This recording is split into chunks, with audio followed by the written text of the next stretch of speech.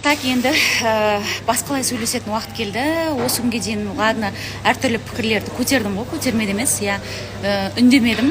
Ладно, енді әр адамның аузына қақпақ бола алмаймын деген сияқты. Бірақ жаңа бір комментарияларды оқып отырсам, кәдімгі жаңа сторисқа салып кеткен сөзі жазып жүрген маған біреу. Завтра я возьму это дело, прям я обещаю. Ертең сол адам өзінің заслугасы бойынша алады. При этом с этого человека я еще деньги поимею. Впредь маған артық сөз жазардың алдында ойланып жазыңыздар. Потому что жекеге қатты өтетін сөзді, мені балағаттайтын сөзді мен көтермеймін. Осы күнге дейін үндемей келдім, шынымды айтайын. Кто вы? Мен барлығын айтып жатқан жоқпын, именно хейт ететін адамдарға айтып жатырмын. Кто вы такие? Кто вы такие, чтобы мне такие вещи писать?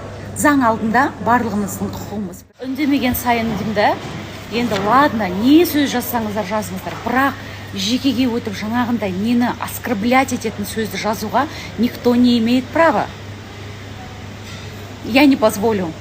Честно, ертең, мен бүгін негізі бұл істі қолыма алайын деген, просто қазір мен Ақбаламен кездесіп жұмыстарыммен отырмын. До ночи я буду занята сегодня, сол үшін ертең целый день я посвящу этому. Бары ПРОВД-ға заявление жазып, кәдімгідей жаңағы адамды тауып, барлық жаққа масқарасын шығарып, сол сөзіне өкініп кететіндей болады ғой, өкініп, тура сол мен полиция қызметкерлерімен барған кезде өзінің өмірдегі туғанына өкініп кететіндей жағдайға түсірем.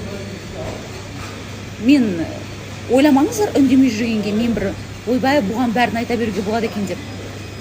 Ісім ертең сол кісімен болады. И впредь кім маған сондай артық жазады, соның барлығын жазалайтын. Ашуланғаннан мен шыдамай кеттім. Ертеңге дейін қалдыра алмаймын. Мен қазір уже осы ЖКСта отырмын, осы жерге шақырдым.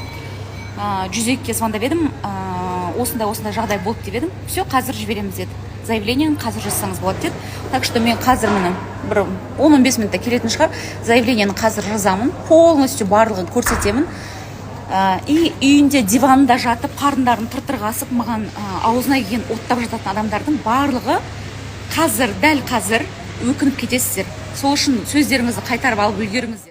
Дөмесеміз керек, арызын істесеңіз. Хорошо. Қалам керек болса, мұндай үйріште алыңыздар. Все хорошо. Рахмет сізге көп-көп. Все, арыз жазылды. Енді ары қарай ситуацияның барлығын сіздерге полностью көрсетіп отырамын. Ол адамды міндетті түрде табамыз деді.